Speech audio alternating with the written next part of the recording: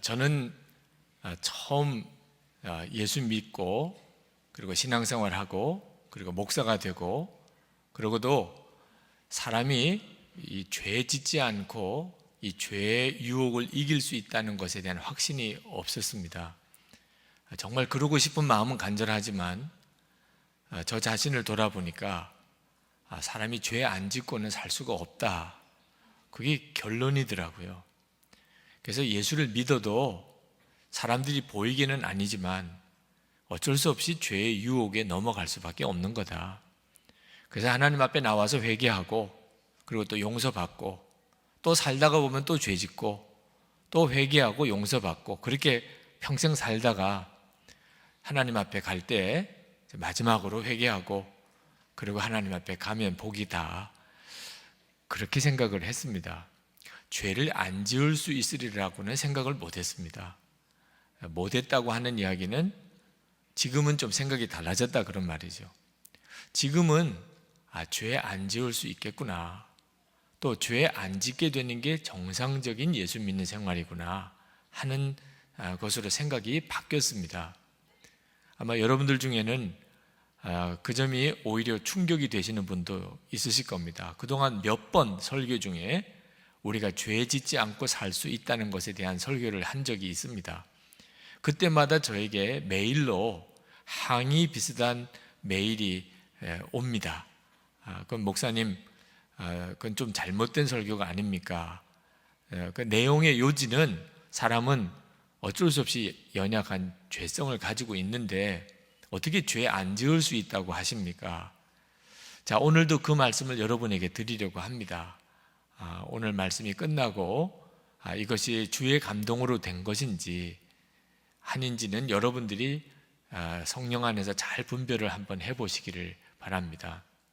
성경을 가만히 읽어보면 분명히 우리가 예수를 믿으면 더 이상 죄의 종노릇 하지 않고 이제는 죄 짓지 않고 살게 된다고 일관되게 주님이 말씀하고 계시다는 것을 알게 됩니다. 오늘 읽은 시편 17편도 그런 점에 있어서 하나님이 저에게 깨닫게 하신 것이 옳구나 하는 것에 대한 확증이기도 했어요. 자, 1절에서 5절까지 말씀을 한번 보시면 다윗이 하나님께 이렇게 기도합니다. 여호와여, 의의 호소를 들으소서. 자기의 기도가 의의 호소라는 거예요.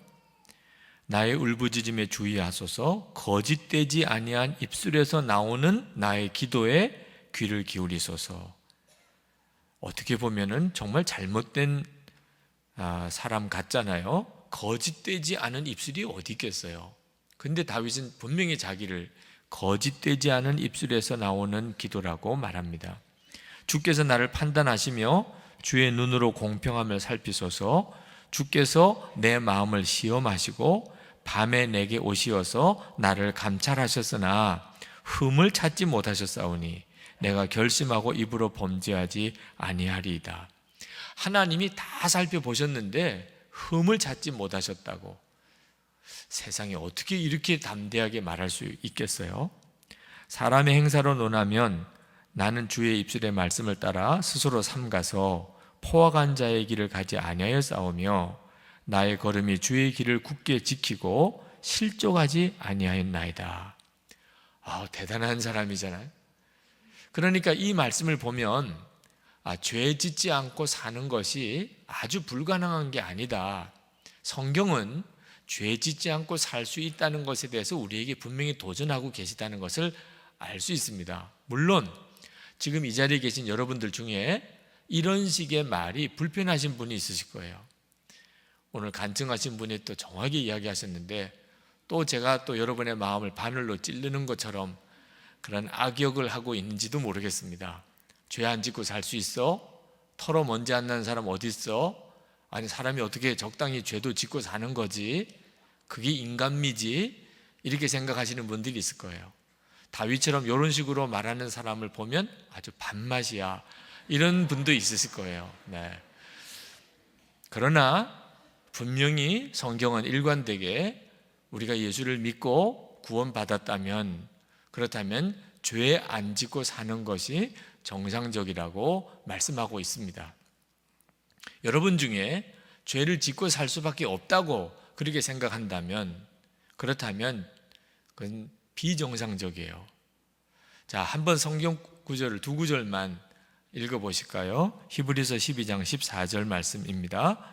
모든 사람과 더불어 화평함과 거룩함을 따르라. 이것이 없이는 아무도 주를 보지 못하리라. 모든 사람과 화평하고 거룩함을 따르라. 그렇지 않으면 주님을 보지 못하리라. 요한 1서 3장 10절을 같이 한번 읽어보실까요? 이러므로 하나님의 자녀들과 마귀의 자녀들이 드러나나니 무릇 의를 행하지 아니하는 자나 또는 그 형제를 사랑하지 아니하는 자는 하나님께 속하지 아니하니라. 자, 형제를 사랑하고 의를 행하지 않는 사람은 하나님께 속하지 아니하고 마귀의 자식이라는 거죠. 성경은 분명하게 이야기를 하고 있습니다. 여러분이 예수님을 분명히 믿으시면 죄를 짓지 못하게 돼요. 죄를 짓지 않게 됩니다. 이유는 죄의 대가가 너무나 무섭다는 걸 알게 되기 때문입니다. 하나님을 모를 때는 죄의 대가가 얼마나 무서운지를 사실상 모르니까 죄도 재미가 있고 죄가 유혹도 됩니다. 그런데 여러분, 독약이라고 쓰여진 병에 있는 물을 마실 유혹도 안 되죠. 그것은 이 독약을 마시면 어떻게 되는지를 아니까 그렇습니다. 지난 주간에 제가 저희 둘째 딸 학교로 데려다 주려고 아침에 운전을 해서 데려다 주는데 저희 딸이 좀 심각한 이야기를 해요. 아빠, 어제 어떤 사람으로부터 천국과 지옥에 갔다 온 이야기를 전해 들었어요.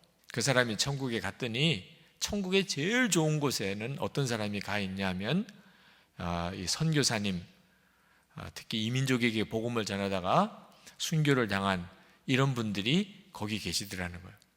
그 다음 방에는 아주 힘들고 어려운 곳에서 목회를 하시던 그런 목사님들이 그 다음 방에도 계시고, 그렇게 쭉 이야기하다가 지옥에 갔더니 지옥 제일 첫 번째 방에 큰 교회 담임하는 유명한 목사님들이 거기 있다는 거예요. 그 이야기를 하면서 갑자기 저희 딸도 말을 안 하고 저도 말을 안 하고 분위기가 갑자기 숙연해졌습니다. 운전을 해 가다가 저희 딸이 분위기가 아주 어색하게 되어서 좀 난감해서 그런지, 그런데 그 지옥 맨 밑바닥은 아니고 그 첫 번째 방에 그렇다는, 저에게 무슨 위로를 주려고 한 건지 모르겠지만 그렇게 또 부가 설명을 하니까 더 난감하더라고요. 네. 그래서 제가 조금 있다가 그래, 참 다행이다. 그래, 아빠는 큰 교회 담임 목사도 아니고 유명한 목사도 아니잖아. 동의하시죠? 동의를 안 하신다면 심각한 문제가 되는 거죠. 네. 그 이야기를 쭉 나누고 그리고는 내내 참 이 일이 진짜 중요한 문제구나. 내가 지금 어떻게 사느냐 하는 것도 대단히 중요하지요. 그러나 이제 하나님 앞에 섰을 때 내 모습은 어떨까? 이 점에 대해서 여러분 절대 소홀히 생각하면 안 된단 말입니다. 그런데 안타깝게도 많은 사람들이 이 세상 사는 동안에는 어떻게 하면 잘 살까 하는 데는 온통 관심이 거기에 가 있어요. 그런데 내가 죽고 난 다음에 하나님 앞에 가서는 어떨까? 잘 죽는 일에 대해서는 이상할 정도로 관심이 없습니다. 여러분은 하나님 앞에 가실 준비는 잘 되셨나요? 왜 죄가 그렇게 무서운 거죠? 그건 대가를 요구하기 때문입니다. 죄는 무서운 대가를 요구해요. 그 점을 알고 나면 죄 지을 사람이 없습니다. 죄의 대가에 대해서 심각하게 생각 안 하는 사람, 하나님의 심판과 지옥에 대해서 전혀 관심 두지 않는 사람들이 어떤 사람들인가? 다윗이 9절부터 14절까지 해서 그런 사람들에 대해서 설명하고 있습니다. 10절에 보면 그들의 마음은 기름에 잠겼으며 그들의 입은 교만하게 말하나이다. 죄를 아무 의식 없이 그냥 짓는 사람은 마음이 세상에 욕심으로 꽉 차 있고 말 함부로 하고 아주 교만한 사람들. 14절 말씀에 보면 여호와여 이 세상에 살아있는 동안 그들의 분깃을 받은 사람들에게서 주의 손으로 나를 구하소서. 자, 여러분 주목해 보세요. 이 세상에 사는 동안 그들의 분깃을 받은 사람들에게서. 그러니까 멸망당할 사람, 지옥에 갈 사람, 하나님을 떠난 사람들은 어떤 사람이냐? 이 세상에 사는 동안에 받을 거 다 받은 사람이라는 겁니다. 이 세상 사는 동안에 받을 거 다 받은 것으로 더 이상을 생각 못하는 사람이라는. 그러니까 이 세상 사는 동안 자기 받을 거 다 받은 그런 사람들, 이런 사람이 악한 사람, 죄 마음대로 짓는 사람, 그런 사람들이라는 거예요. 그들은 주의 재물로 배를 채우고 하나님의 재물을 가지고 자기 욕심을 채웠다는 거죠. 자녀로 만족하고, 그죠? 내 자식이나 잘 되면 좋겠다는 거예요. 그들의 남은 산업을 그들의 어린 아이들에게 물려주는 자니이다. 내 자식들에게 내 재산 물려주는 것으로, 그것으로 자기 할 일은 다 했어요. 이게 얼마나 무서운 일인가 하는 겁니다. 하나님의 나라에 대해서는 하나님 앞에 설 때에는 아무 생각이 없다는 거죠. 세상만 전부예요. 세상에서만 잘 되면 돼요. 내 자식에게만 물려주었으면 끝이에요. 하나님 앞에 갔을 때 내가 너에게 준 재물로 뭐 했니? 내 자식들에게 다 물려주었는데요. 이게 얼마나 무서운 것인가를 모른다는 겁니다. 자, 죄의 대가가 어떤 건지 내가 심은 것을 거두는 것에 대한 원리를 알고 나면, 그러면 죄 이제 전에처럼 못 짓습니다. 죄가 무서운데, 죄의 대가가 어떤지를 알고 났는데 죄 지을 사람은 없지요. 다윗이 죄를 짓지 않는 것은 그는 이 죄의 대가가 얼마나 심각하고 무서운지를 알기 때문입니다. 죄로 인해서 비참한 결과를 알고 있었기 때문에 그는 결심을 하고 죄와 싸웠어요. 내가 결심하고 입으로 범죄하지 아니하리이다. 다윗도 하고 싶은 말 많았다 그 말입니다. 그러나 결심하고 내가 내 입으로 범죄하지 않으려고 했다는 거죠. 왜? 그게 얼마나 무서운 대가를 가져오는지를 알았기 때문이에요. 그러나 여러분, 죄의 대가가 꼭 죽고 난 다음에 심판받고 지옥 가는 거라고만 생각해서는 안 됩니다. 자, 하나님의 심판이 있고 죄 지은 사람들은 지옥 가는 것만 가지고는 지금 죄 안 짓고 사는 동기가 충분하지가 않아요. 많은 사람들이 심판, 지옥 들어도 그거 누가 알아? 죽고 난 다음에 가봐야 알지. 실제로 내가 죄의 유혹을 받을 때 또는 다급한 일을 만났을 때, 그때 그 심판과 지옥은 아무런 힘이 안 됩니다. 나중에 가서 죽고 난 다음에 받을 심판, 나중에 죽고 난 다음에 가게 될 지옥, 지금 내 문제 앞에 아무 힘이 안 돼요. 여러분, 성도들이 죄를 짓지 않게 되는 이유는 죽고 난 다음에 심판이 있고 지옥이 있어서가 아닙니다. 지금 당장 죄를 지으면 지옥의 고통을 겪게 되기 때문입니다. 그래서 성도들은 죄를 짓지 못하는 거예요. 지금 당장 겪는 겁니다. 지옥의 고통을, 너무너무 고통스러운 그런 경험을 하게 되기 때문에 죄는 더 이상 생각하기도 싫어요. 이제는 죄, 정말 나하고는 완전히 거리가 멀어지게 됩니다. 그 지옥의 고통이 뭘까요? 하나님과의 친밀함을 잃어버리는 겁니다. 여러분, 오늘 이 시편 17편을 읽어보면 다윗이 나는 절대 죄를 안 지었습니다. 하나님 아시잖아요. 다 살펴보셨잖아요. 나는 말로도 죄 짓지 않았습니다. 다윗이 그렇게 고백하면서 이 시편 17편 속에 다윗이 하나님과 얼마나 친밀한 교제 속에 있었는지를 함께 고백하고 있어요. 이 두 가지가 같이 가는 겁니다. 죄 안 짓는 것과 하나님과 실제로 친밀히 교제하는 것은 이건 절대로 뗄 수가 없어요. 자, 몇 구절만 읽어보겠습니다. 3절에 보면 주께서 밤에 내게 오시어서 나를 감찰하셨으나. 다윗은 알았어요. 하나님이 언제 자기에게 임하셔서 자기의 언행 심사를 다 살펴보시는지를. 그것도 참 놀라운 일이죠. 하나님께서 밤에 내게 오시어서 나를 감찰하셨지만 하나님이 아시잖아요. 내가 아무 흠이 없다는 걸. 6절에 보면 하나님이여 내게 응답하시겠으므로 내가 불렀사오니 내게 귀를 기울여 내 말을 들으소서. 다윗은 기도하면서 하나님이 들으시는 것과 응답하는 것을 너무나 잘 알고 있었어요. 7절에 보면 주의 기이한 사랑을 나타내소서. 다윗은요, 하나님의 사랑이 얼마나 기이하고 놀라운 것을 그는 경험하고 있는 사람이었어요. 8절에 나를 눈동자같이 지키시고 주의 날개 그늘 아래 감추사. 다윗은 그것을 경험한 사람입니다. 하나님이 자기를 품어주시고 그리고 자기를 감추어 주시는 것을 알았어요. 15절에 나는 의로운 중에 주의 얼굴을 배우리니 깰 때에 주의 형상으로 만족하리이다. 다윗은 정말 주님의 얼굴을 뵙는 것처럼 주님과 그렇게 깊이 가까이 친밀히 교제하는 사람이었어요. 이것이 다윗이 누리는 가장 놀라운 축복이고 성도들이 누리는 가장 놀라운 축복입니다. 성경에 보면 하나님의 사람들은 다 하나님이 함께 하시는 축복을 받은 사람들입니다. 그들이 다 여러 가지 형태의 세상적인 복도 받았지만 한 가지 공통점은 하나님이 늘 함께 계시다고 하는 약속을 그들은 누리고 살았던 사람들이에요. 아브라함도 그랬습니다. 아브라함 창세기 21장 2절에 보면 내가 무슨 일을 하든지 하나님이 너와 함께 계시도다. 아브라함에게 그 아비멜렉이 한 이야기예요.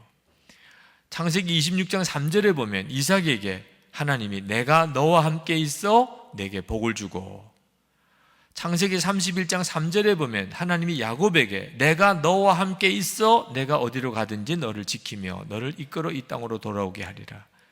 창세기 39장 2절에 보면 요셉이 애굽의 노예로 팔려갔으면서도 여호와께서 요셉과 함께 하심으로 그가 형통한 자가 되어 라고 말합니다. 모세도 여호수아도 다윗도 하나님의 사람들은 다 똑같아요. 하나님이 함께 하셨다는 겁니다. 그것을 그가 알았어요. 이게 가장 놀라운 축복입니다. 그리고 이 복이 예수 그리스도 안에서 저와 여러분이 다 누리는 복이 되었어요. 예수님의 이름이 의미가 임마누엘, 우리와 함께 하시는 하나님이라는 뜻입니다. 마태복음 28장 20절 마지막 부분에 예수님이 약속하셨어요. 내가 세상 끝날까지 너희와 항상 함께 하리라. 이건 제자들에게만 하신 약속 아닙니다. 저와 여러분에게 다 하신 말씀이에요. 내가 세상 끝날까지 너희와 항상 함께 하리라. 여기에 성도가 죄 짓지 않는 이유가 있어요. 이런 놀라운 축복, 하나님과의 이 놀라운 친밀함, 이 죄로 인하여 다 깨져버리네요. 우리가 죄를 지으면 하나님과의 친밀함이 다 사라져버려요. 이것이 지옥의 고통인 것입니다. 지옥은 하나님이 더 이상 은혜로 덮어주지 않는 곳이에요. 여러분, 지옥 죽고 난 다음에 가서나 지옥을 경험하는 게 아닙니다. 여기 이 세상 사는 동안에도 하나님이 함께 계신 것 같지 않고 하나님의 은혜가 덮여져 있지 않는 것 같을 때 우리의 심령은 지옥의 고통을 겪어요. 죄 지으면 바로 그렇게 됩니다. 그래서 죄가 무서운 것이에요. 다윗이 밧세바와 간음하고 우리아를 죽이고 난 다음에 그가 나단 선지자의 지적을 받고 그 자리에서 꼬꾸라져서 하나님께 회개했어요. 사람들 보는 앞에, 신하들 보는 앞에 창피하고 이거 다 상관없었어요. 다윗은 오직 하나가 두려웠어요. 하나님의 성령이 내게서 떠나가시는 것입니다. 시편 51편 11절에 나를 주 앞에서 쫓아내지 마시며 주의 성령을 내게서 거두지 마소서. 다윗이 모든 사람들 앞에 자기 죄를 고백하고 그리고 꼬꾸라졌던 이유는 하나님의 성령님 제게서 거두지 말아주세요. 그거 하나 때문이면 그게 다윗에게는 지옥과 같은 고통이었어요. 여러분, 어린아이가 죄를 지으면 엄마 아빠가 달라진 게 하나도 없는데 그 좋던 엄마 아빠가 무서운 엄마 아빠로 바뀝니다. 죄가 그렇게 만든 거예요. 하나님도 마찬가지입니다. 하나님이 달라진 건 없어요. 그런데 우리 죄로 인하여 하나님이 좋으신 하나님에서 무서운 하나님으로, 멀리 계신 하나님으로, 전혀 안 계신 하나님처럼 그렇게 바뀌어져 버립니다. 아담과 하와가 선악과 따먹고 하나님은 달라진 게 없는데 아담과 하와는 하나님이 무섭게 느껴졌어요. 이것이 지옥의 고통인 것입니다. 그것을 알고 나니까 손해보는 일이 있어도 죄 안 지어요. 내가 그것 때문에 고생하는 일이 있어도 죄 안 지어요. 그것 때문에 죽는 일이 있다 할지라도 나는 죄 안 지을 거예요. 다니엘서 3장 18절에 그렇게 하지 아니하실지라도 사드락 메삭 아벳느고가 금신상에 절하라고 느부갓네살 왕이 명령을 내렸지만 그건 우상숭배라고 하지 않았어요. 그러면 너희들 풀무불에 던져 죽일 것이다. 하나님이 우리를 풀무불에서 건져내실 겁니다.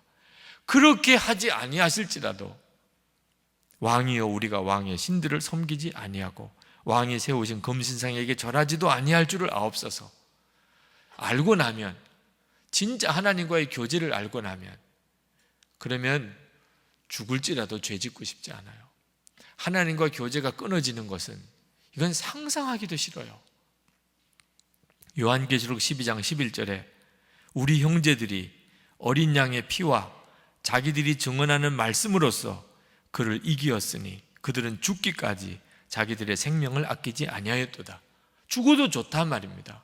나는 하나님 떠나는 일은 안 할 거야. 죽어도 좋아. 우리는 이미 영생을 알고 있습니다. 하나님의 나라를 벌써부터 누리고 살아요. 사람의 목숨이 죽고 사는 건 이제 더 이상 문제도 안 돼요. 하나님과의 친밀한 교제, 이것이 바로 성도들이 죄 짓지 않는 이유인 것입니다. 그러나 성도 여러분, 조심할 것이 하나 있습니다. 그것은 죄 짓지 않아야 하지만 죄 짓지 말아야지, 죄 짓지 말아야지, 이게 뭐 강박관념에 사로잡힌 사람처럼 이렇게 하는 것은 아닙니다. 죄 짓지 마, 죄 지으면 벌 받아, 이렇게 할 문제도 아니에요. 완벽주의처럼, 완벽주의자처럼 그렇게 살라고 하는 말이 아니에요. 그건 병적인 증상과도 같습니다. 죄 안 지어야지, 너 죄 지었지, 이것도 죄냐, 저게 죄일까, 이렇게 사는 것이 하나님의 계획은 아니에요. 여러분, 이 죄 안 지어야 하지만 우리의 진짜 목적은 죄 안 짓는 거기에 있는 게 아니고 주님과의 사랑의 교제를 계속 하는 데 있는 겁니다. 주님과의 사랑의 교제가 목적이지 죄 안 짓는 것 자체가 목적 아니에요.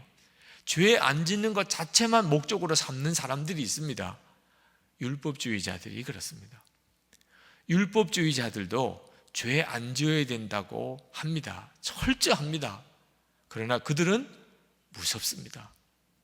죄 안 지어야지, 너 죄 지은 거 없어? 솔직히 말해봐. 이런 식으로 가는 이 분위기가 율법주의자들의 분위기예요. 하나님의 계획은 그렇지 않습니다. 예수님 안에 거하는 거예요. 예수님과 친밀히 교제하면 죄 안 짓게 돼요. 죄 지으라고 해도 안 지어요. 죄 안 지어야지, 안 지어야지 할 것도 없어요. 예수님과 친밀히 교제하면 더 이상 죄 짓고 싶지도 않아요. 요한복음 15장 4절에 보면 내 안에 거하라, 나도 너희 안에 거하리라. 그거면 충분해요. 그냥 우리가 예수님 안에 거하는 거예요. 그러면 예수님도 내 안에 거하시고, 5절에 보면 나는 포도나무요 너희는 가지라, 그가 내 안에 내가 그 안에 거하면 사람이 열매를 많이 맺나니 나를 떠나서는 너희가 아무것도 할 수 없습니다. 여러분, 죄 안 지으려고 노력하기보다 예수님 안에 거하기를 그냥 힘쓰세요. 그냥 주님 안에 거하세요. 그러면 예수님이 여러분 안에 거하시고, 예수님과 여러분 사이가 너무너무 친밀해지면 그러면 더 이상 죄 지으라 말아 할 것도 없어요. 잘못하면 겉으로만 죄 안 짓는 율법주의에 빠져버립니다. 이게 더 무서워요. 예수님 율법 어긴 자로 십자가에 못 박혀 죽은 거 아십니까? 그 예수님이, 그 거룩하신 분이, 그 흠 없으신 그분이 율법을 어겼다는 죄목으로 십자가에 못 박혀 돌아가셨어요. 율법에 의하면 죄인들과 함께 먹지도 말아야 됩니다. 그게 율법이에요. 그런데 예수님은 다 죄인이라고 하는 삭개오와 하룻밤 그 집에서 같이 지냈어요. 예수님의 제자들이 배가 고파서 안식일에 밀 이삭을 비벼가지고 그걸 먹은 걸 사람들이 보고 안식일에 왜 안식일을 지키지 않았느냐, 예수님은 오히려 제자들을 옹호하셨어요. 안식일에 뭐 하나 물건을 옮기면 안 되는, 진짜 완전히 거룩하게 안식일을 지켜야 되는 규정이 있음에도 예수님은 안식일에 병자를, 38년 된 병자를 고치고 들 것을, 그동안 누워있던 들 것을 들고 가라 하셨어요. 율법 규정으로만 따지면 안식일을 범하신 거죠. 제자들이 예수님을 정말 잡아먹으려고 했습니다. 하나님의 아들이라고 하시네. 바리새인과 제사장들이 예수님을 십자가 못 박아 죽인 죄목입니다. 스스로 하나님의 아들이라고 했다고 하나님을 모욕한 죄로. 예수님께서 하나님의 계명이 뭐냐, 하나님의 계명이 도대체 뭐냐, 예수님 말씀하셨어요. 내 마음을 다하고 뜻을 다하고 성품을 다하여 주 너의 하나님을 사랑하는 것이 계명의 첫째 계명, 둘째는 내 이웃을 내 몸과 같이 사랑하는 것이니라. 계명의 핵심은 하나님을 사랑하고 이웃을 사랑하는 것이에요. 사랑인 것입니다. 이것이 죄냐 아니냐, 그건 뭘 보고 판단하지요? 사랑을 가지고 판단해야 됩니다. 예수님이라면 어떻게 하셨을까? 이것이 사랑인가? 이것이 가장 중요한 기준이에요. 여러분들이 죄 짓지 말아야 하지만 잘못하면 율법주의에 빠집니다. 바리새인들은 죄 짓지 말아야지, 죄 짓지 말아야지 하면서 살았던 사람들입니다. 그들은 율법이라는 몽둥이를 들고 다니면서 율법을 조금이라도 어기는 사람들이 누굴까? 그리고 찾아내면 무자비하게 매질하고, 그리고는 정말 죽여버리는 일을 그들은 하나님의 일이라고 생각했어요. 사랑을 다 잃어버린 거죠. 죄 짓지 않으려고 애쓰는 거 너무 귀하지만 죄 지은 사람을 보고 그를 벌레 보듯이 하고 그를 정죄하는 것은 더 무서운 죄라는 걸 알아야 합니다. 마태복음 7장 3절에 어찌하여 형제의 눈 속에 있는 티는 보고 내 눈 속에 있는 들보는 깨닫지 못하느냐. 가늠하다가 현장에 붙잡혀온 여인, 율법에 의하면 돌에 맞아 죽어야 됩니다. 예수님께서 그들에게 죄 없는 자가 먼저 돌로 치라, 그리고 그 여인을 살려주셨어요. 율법대로 하면 죽여야 되는데 하나님의 진짜 뜻은 살려주는 거라는 거죠. 나도 너를 정죄하지 않으니 다시 죄를 범하지 마라. 우리는 참 이상하지요? 내가 용서받은 것은 너무 당연하게 받아들이면서 다른 사람이 하나님으로부터 용서받았다는 사실은 왜 모르나 몰라요. 다른 사람도 하나님으로부터 용서받았다는 사실을 왜 인정 안 하려고 하는지 몰라요. 무엇이 죄냐? 대단히 중요해요. 그러나 잘못하면 율법주의에 빠져버립니다. 무서운 사람이 돼요. 우리는 죄 짓지 말아야 하지만 사랑을 놓쳐버리면 아무것도 아니라는 사실을 명심해야 합니다. 선한 사마리아인 이야기를 예수님이 하셨습니다. 강도 만나서 거의 죽어 쓰러져 있습니다. 그 길을 제사장이 지나갔습니다. 제사장이 그냥 지나쳤다고 그랬습니다. 거기에는 이유가 있어요. 제사장이 이 사람이 죽은 시체면 그 사람을 도와주려고 만졌다가는 율법 규정에 의해서 제사 집례를 못해요. 부정한 몸이 되었으니까.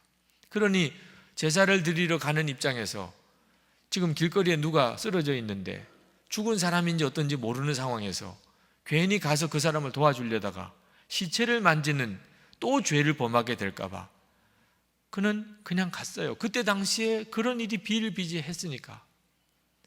그러나 그 제사장은 뭘 모르는 거죠? 지금 내가 죄를 짓느냐 안 짓느냐는 기준이 뭐냐는 거예요. 하나님의 사랑이라. 이게 사랑인가? 그런 기준으로 보아야 정확한 판단이 온다는 겁니다. 나중에 하나님 앞에 갔을 때 오른편 왼편으로 사람이 갈라질 때 그 제사장은 어떻게 됐을까요? 당연히 왼편이죠. 내가 도움이 필요할 때 지극히 작은 자 하나에게 하지 않은 것이 내게 하지 않은 거라. 여러분, 우리가 죄 짓지 않는다고 해서 우리 스스로가 완전한 사람이 된 건 절대 아닙니다. 여러분, 이 점에 대해서 결코 오해하면 안 돼요. 우리가 죄를 짓지 않았다고 내가 완전한 사람이 된 거냐? 아니에요. 우리 자신은 언제나 형편없는 자입니다. 죄의 유혹을 받고 우리 속의 육신은 끊임없이 우리를 죄로 충동질합니다. 완전한 사람이 사실 어디 있어요? 우리가 죄 짓지 않는 이유는 오직 하나, 나와 함께 계시는 예수님과의 친밀한 교제 때문입니다. 예수님을 내가 너무 잘 아니까, 나와 함께 계신 걸 아니까 육신대로 못 사는 거예요. 내 속에 있는 죄의 유혹대로 못 사는 거예요. 예수님을 내가 아니까. 내가 육신에 끌려 살면 주님과의 교제가 끊어져요. 다윗이 15절에서 고백합니다. 나는 의로운 중에 주의 얼굴을 배우리니 깰 때에 주의 형상으로 만족하리이다. 이것이 다윗의 삶이었어요. 다윗은 항상 하나님을 가까이 대면하고 살았어요. 이런 사람이 어떻게 살겠어요? 어떻게 하나님 기뻐하지 않는 일을 하며 기뻐하지 않는 말을 하며 살겠냐 말입니다. 항상 하나님과 교제 때문이었어요. 그래서 죄를 못 짓는 겁니다. 여러분, 요한일서 5장 18절 자주 인용하는 성경이지만 오늘도 다시 한번 보았으면 좋겠습니다. 같이 한번 읽어보겠습니다. 하나님께로부터 난 자는 다 범죄하지 아니하는 줄을 우리가 아노라. 하나님께로부터 나신 자가 그를 지키심에 악한 자가 그를 만지지도 못하느니라. 이렇게 되는 거예요. 우리는 여전히 죄에 약한 자입니다. 그렇지만 하나님께로부터 나신 자가 나를 지키심에 악한 자가 나를 만지지도 못하게 지켜주시는 거예요. 그 하나님께로 나신 주님과의 교제가 열쇠인 겁니다. 24시간 예수님을 바라보라 영성일기를 쓰시라고 했는데 아마 쓰신 분들은 뚜렷하게 더 이상 죄 짓지 못하고 살게 되는 그런 지금 경험을 하고 계실 겁니다. 옛날처럼 못 살잖아요. 영성일기 계속 쓰시면서 옛날처럼 더 이상 못 살잖아요. 몇 분의 영성일기 그 부분만 제가 따서 한번 읽어드리면 10일 만에 다시 쓰는 일기다. 지난 10일을 돌아보면 영적으로 하나님과의 관계가 얼마나 멀어졌는가를 느낀다. 조금만 흐트러져도 예전처럼 나의 생각과 나의 모습으로 아무렇지 않게 돌아가니 더욱 나를 쳐서라도 주 바라기를 해야겠다. 어떤 분이 있었어요. 교통체증이 심했다. 오늘은 돌아봐야 할 것도 많은데 말이다. 다른 때 같으면 교통체증은 짜증나는 일이었다. 오늘은 찬양을 들으며 운전할 수 있는 시간이 길어짐에 오히려 감사했다. 예수님이 나와 함께 하신다는 생각 자체만으로 마음이 훨씬 가벼워짐을 느끼게 된다. 어떤 분이 가정예배 드리는 일을 썼습니다. 저녁 늦게 퇴근해서 가정예배를 인도하는데 아이들의 짜증이 장난 아니었다. 가정예배 드리는 시간에 공부하겠다 그러고 할 일 많다 그러고 순간 예수님 여기서 화내면 제가 사탄에게 지는 거죠. 바로 주님의 마음을 품어본다. 아이들을 좋은 말로 달래고 말씀 읽고 묵상하고 기도했다. 주님, 저의 가정에 축복의 선물로 주신 이 아이들이 주님을 인격적으로 만나기를 원합니다. 예배를 방해하고 어린 영혼을 미혹하는 악한 영의 괴계를 파하시고 삶의 우선순위가 하나님께 드리는 예배에 있음을 아이들이 깨닫게 하옵소서. 그리고 민수기 6장 24절에서 26절 말씀으로 축복하고 가정예배를 마무리 지었다. 하루의 마지막을 주님께 영광 돌림으로 마치게 하심을 감사드린다. 여러분, 주님과 친밀한 교제가 시작이 되면 죄 짓는 것은 지옥의 고통이에요. 그래서 죄를 안 짓게 되는 겁니다. 성도들이 죄를 지을 수 없는 이유예요. 오늘 이 시간에 저와 여러분 모두가 다 예수님과의 정말 친밀함 속에서 살아서 더 이상 죄가 유혹이 안 되고 죄 짓는 것은 지옥의 고통처럼 느껴져서 죄에서 승리하는 성도들이 다 되시기를 축원합니다. 우리 이 시간 같이 기도하십시다. 정말 말씀 그대로 죄에서 이김을 저에게 경험하게 해주소서. 한국교회는 거룩한 성도가 필요합니다. 거룩한 교회가 필요합니다. 하나님과의 친밀함을 알아서 거룩하게 살기 시작을 해야 그 다음부터 하나님의 계획이 이루어집니다. 성도를 쓰시고 교회를 쓰실 수가 있습니다. 이제 우리 다 같이 정말 간절한 마음으로 하나님, 죄에서 이기는 그 놀라운 승리를 나의 삶에, 우리 가정에, 우리 교회에, 한국교회에 부어주시옵소서. 기도하겠습니다.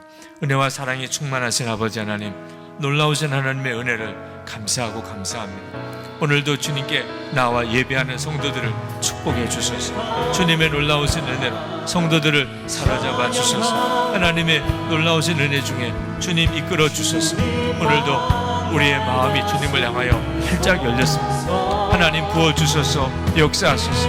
말씀하소서.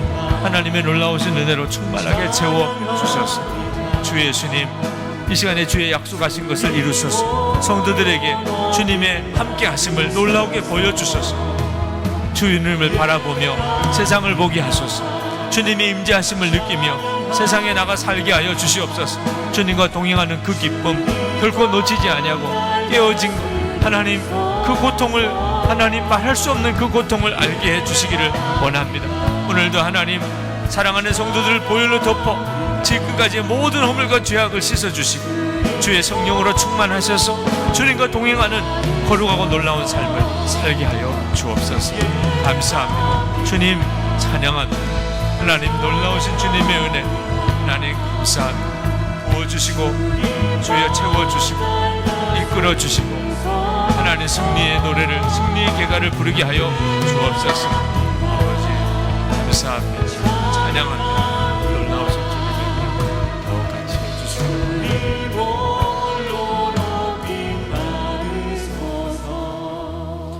아버지 하나님, 오늘도 주님 앞에 나와 예배하는 성도들을 주의 말씀과 성령으로 충만하게 하셔서 지금까지 알게 모르게 지었던 모든 죄악을 주님께 회개하고 예수님의 보혈로 우리가 온전히 정결함을 받게 하시며 성령의 충만함으로 늘 함께 계시는 주님을 바라보는 눈을 열어주심으로 이제는 주님과 동행하는 그 놀라운 주님과의 친밀한 삶을 살게 하시고 다시는 죄의 유혹 가운데 넘어지지 아니하고 죄의 권세에 무너지지 아니하고 오히려 죄에 대해 승리하는 성도의 삶이 되게 해주소서.